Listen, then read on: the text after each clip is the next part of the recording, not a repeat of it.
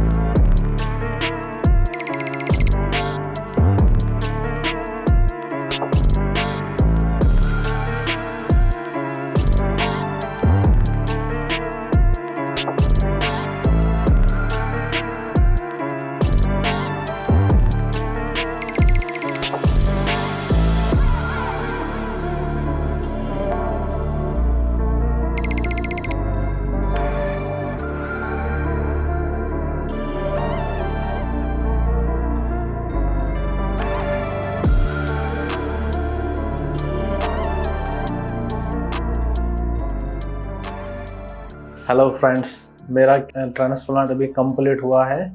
Experience बहुत great हो रही है। यहाँ पे टोटल ग्राफ्ट्स हमारे रिक्वायर थे 3000, उसमें जो डॉक्टर ने सजेस्ट किया था सारा फुलफिल हुआ। तो उसके बाद जैसे क्लिनिक में हम पहुंचे, यूं ही इन्होंने बहुत अच्छा कोऑपरेट किया। सर्जरी रूम पे भी उन्होंने बहुत अच्छा कोऑपरेट किया और बिल्कुल पेनलेस सर्जरी है। आप देख सकते हैं मेरा भी पोस्ट हेयर ट्रांसप्लांट कैसा है। जो मैंने सोचा था हेयर लाइन बननी चाहिए, वैसा ही इन्होंने दे दिया। अगर मैं किसी को सजेस्ट करूंगा हेयर ट्रांसप्लांट के लिए, India one of the best hair transplant clinic QST। और टेक्निक हमारी जो रही है वो एडवांस टेक्निक रही है, QST की एडवांस टेक्निक। और डॉक्टर ने जो प्रिकॉशंस हमें प्रोवाइड किए, उसमें सनलाइट में डायरेक्ट नहीं निकलना है, कैप लेके पहनना है, जैसे हमने सोना है बिल्कुल सीधे ऐसे सोना है, दाई करवट पे नहीं सोना है, ना बाई करवट पे सोना है। बहुत अच्छी प्रिकॉशंस डॉक्टर ने दी, ना हैवी वेट उठाना है, ना डस्ट प्लेस पे बैठना है। बहुत ही अच्छे तरीके से इन्होंने कोऑपरेट किया। मैं थैंक्स कर रहा हूँ once more time QST team. चलिए थैंक्स, मिलते हैं friends after first PRP session.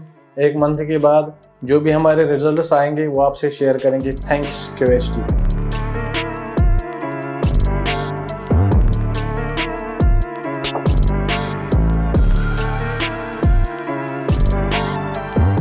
पिछले पेशेंट की ट्रांसफॉर्मेशन जर्नी देखी, अब मिलते हैं हमारे अगली पेशेंट से।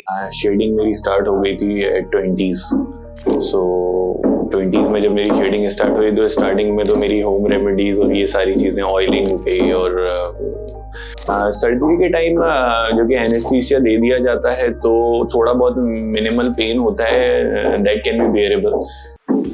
Hello, my name is Shamoon Abdullah और मैं अलीगढ़ डिस्ट्रिक्ट का रहने वाला हूँ और फ़िलहाल QHT क्लिनिक में हूँ और अपनी 3 मंथ की जर्नी मैंने आपको यहाँ पे एक्सप्लेन करनी है, जो कि काफ़ी अच्छी रही QHT के साथ। सो स्टार्टिंग ऐसे है कि right now I am in my 25। So shedding मेरी स्टार्ट हो गई थी एट 20s। सो 20s में जब मेरी शेडिंग स्टार्ट हुई तो स्टार्टिंग में तो मेरी होम रेमेडीज और ये सारी चीज़ें ऑयलिंग पे और डिफरेंट टाइप के ऑयल्स हो गए, इससे मेरी स्टार्टिंग हुई और इससे कोई भी फ़र्क नहीं हुआ और रिज़ल्ट बेकार से बेकार होता चला गया। फिर उसके बाद 2nd to 3rd ईयर में जाके फिर मैंने जो आजकल सोशल मीडिया पे काफ़ी ऑयल्स और ये सब मैंने ट्राई करे पर नथिंग वर्क्स वेरी वेल। उसके बाद सोशल मीडिया पे काफ़ी हाइप थी QHT क्लिनिक की, तो सोशल मीडिया के ज़रिए मुझे भी पता चला QHT क्लिनिक का। फिर मुझे पता चला कि one or two my friends came here already for transplant। सो मुझे उनका रिज़ल्ट भी देखने को मिल गया, 3-4 महीने का रिज़ल्ट था वो उनका, तो मुझे काफ़ी बेहतर लगा। और यहाँ पे डॉक्टर्स भी काफ़ी एक्सपीरियंस्ड हैं और बाकी जितना भी स्टाफ वर्कर है वो भी काफ़ी एक्सपीरियंस्ड है, काफ़ी क्लीन क्लिनिक है। सो जब मैं क्लिनिक में आया तो उस टाइम काफ़ी अच्छी तरीके से मुझे कंसल्ट करा गया, जब यहाँ पे काफ़ी अच्छी तरीके से मुझे सारी चीज़ों को डिटेल से बताया गया। सो मेरे जो ग्राफ थे वो अराउंड 5,000 ग्राफ थे, जो कि मेरे सामने का जितना भी एरिया है ये इसमें काउंट है और थोड़ा सा मेरा पीछे का क्राउन एरिया जो है इसमें काउंट है। सर्जरी के टाइम जो कि एनेस्थीसिया दे दिया जाता है तो थोड़ा बहुत मिनिमल पेन होता है, that can be bearable at that time. और बाकी जो स्टाफ आपके अराउंड होता है काफ़ी अच्छी तरीके से आपसे बातें कर रहा होता है, आपसे ओवरऑल डिस्कशंस चल रहे होते हैं, तो पेन का कोई ऐसा ज़्यादा महसूस नहीं होता है। तो अगर आप पेन से डर रहे हैं तो कोई पेन, आप इसको कह सकते हैं कि मिनिमल काफ़ी पेन है, कोई ऐसा वो नहीं है मसला। और बाकी स्टाफ बीच में मुझको मतलब मील भी देता रहा और मैं एक्टिव था, कोई भी मुझे ऐसा थकान महसूस नहीं हुई या इस तरीके का मेरा कोई वो नहीं था कि मुझे पेन भी ज़्यादा हो रहा है या मुझको ऐसी थकान हो रही है। तो ओवरऑल गुड एक्सपीरियंस था और मैंने एक ही दिन में अपना ये पूरा सेशन कंप्लीट कर दिया था, जो कि बोला जाता है कि 2 दिन में आप कर सकते हैं रेस्ट के लिए। पर जब मैंने देखा पहले दिन ही कि मुझे ज़रूरत नहीं है रेस्ट की, तो फिर मैंने ओवरऑल पूरा अपना ट्रांसप्लांट एक ही दिन में कंप्लीट करवा लिया था, जो कि 5,000 ग्राफ्ट थे, जो कि काफ़ी होते हैं। तो पेन ना होने की वजह से ही और मेरी बॉडी भी एक्टिव थी तो मैंने ये बियर कर लिया और ईजिली हो गया मसला। बाकी अब मैं यहाँ से मूव कर रहा हूँ, तो नेक्स्ट जब मैं PRP के लिए आऊँगा तो ज़रूर आपको अपना नेक्स्ट रिजल्ट जो भी मेरा 1 मंथ के बाद रिजल्ट होगा वो ज़रूर शेयर करूँगा। सो बने रहिए हमारी वीडियो के साथ। Thank you, bye.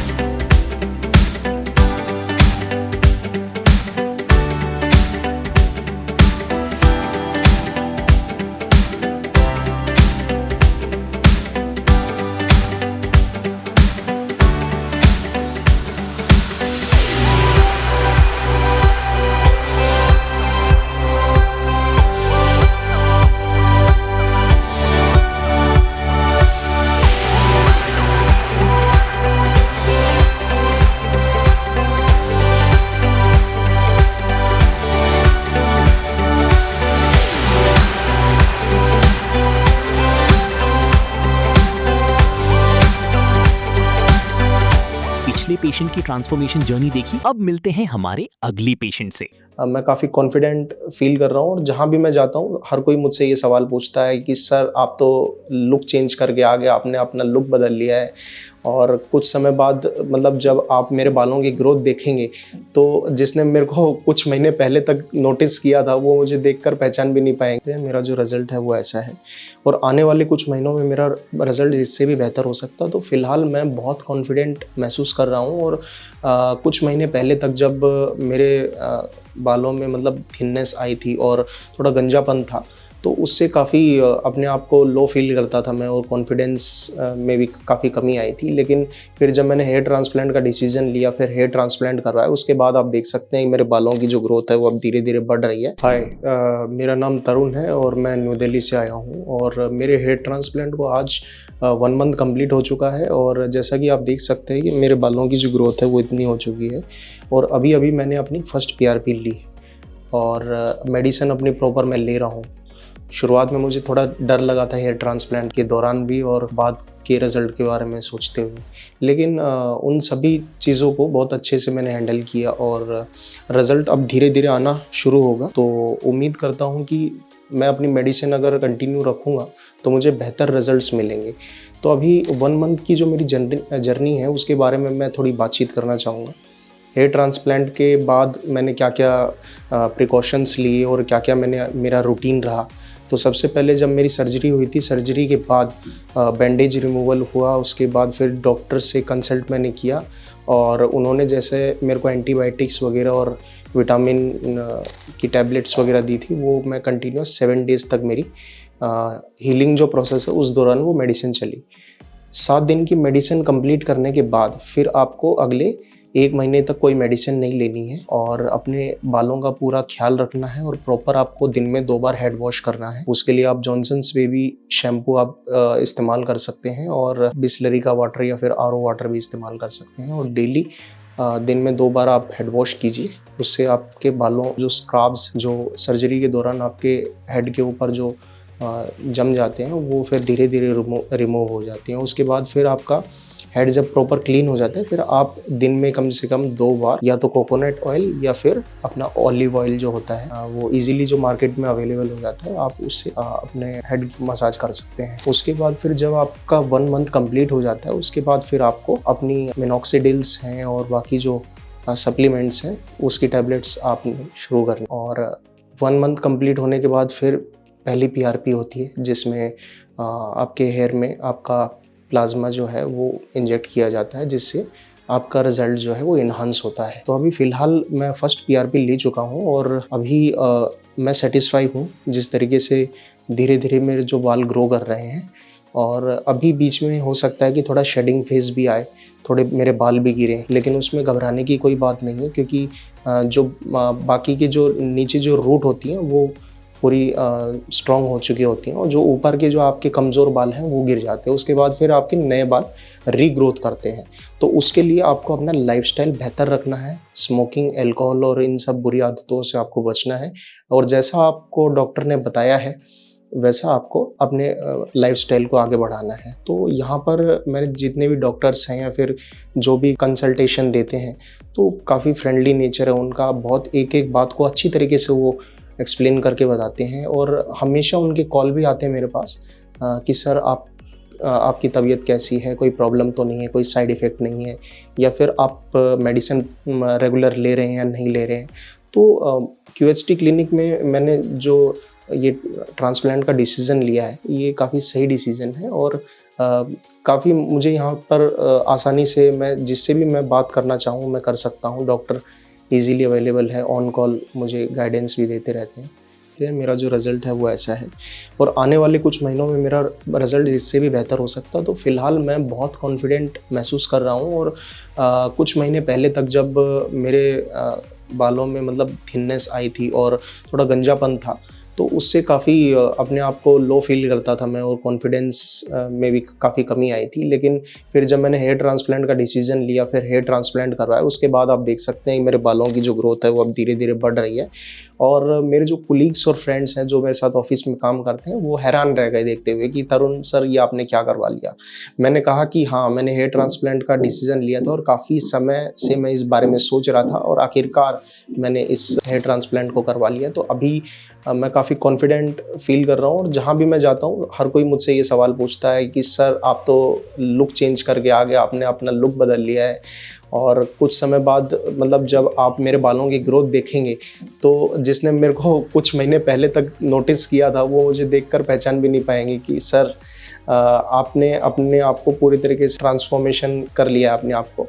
और फ़िलहाल कई मेरे सारे दोस्त हैं मुझसे बातचीत करते हैं और पूछते हैं कि आपने हेयर ट्रांसप्लांट कहाँ से करवाया है। तो मैंने सभी से बातचीत के दौरान बताया कि ऐसे ऐसे QST क्लिनिक है, वहाँ पर मैंने मेरी जो पूरा ट्रीटमेंट है वो चल रहा है और फ़िलहाल रिज़ल्ट्स बेहतर मिल रहे हैं और आने वाले समय में रिज़ल्ट्स और इन्हांस होंगे।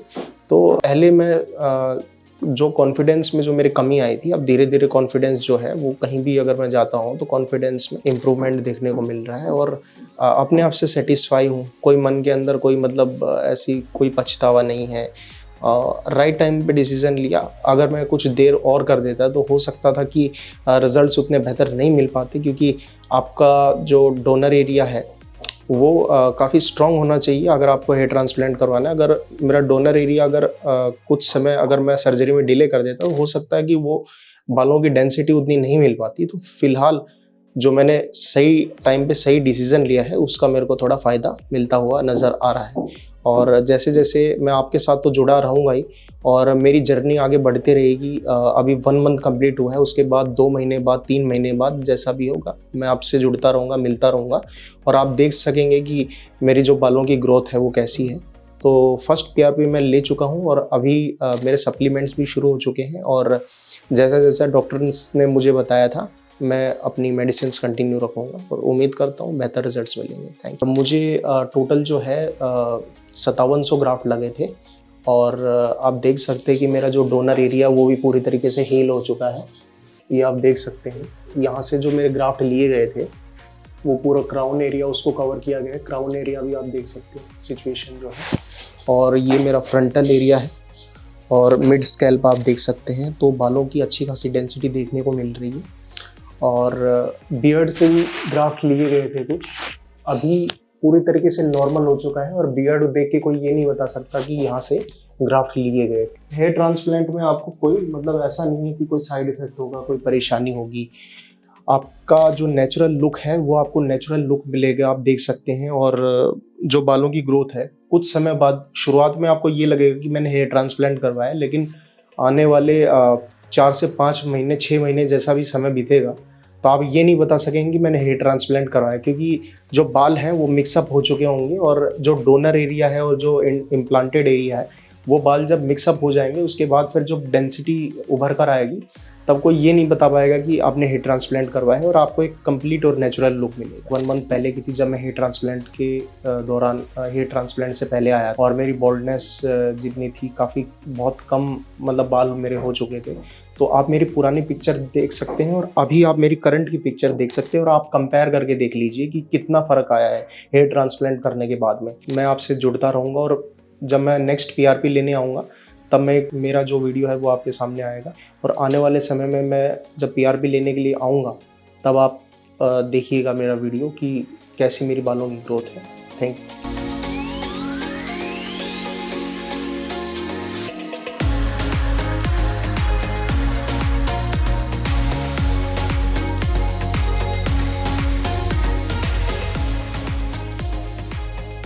हेलो फ्रेंड्स, अगर आपने अभी तक हमारे चैनल को सब्सक्राइब नहीं किया है तो प्लीज इस वीडियो को लाइक कीजिए, शेयर कीजिए और हमारे चैनल को सब्सक्राइब कीजिए और ध्यान रहे बेल आइकन दबाना ना भूलें, जिससे हमारे हर वीडियो का अपडेट आपको समय समय पर मिलता रहेगा।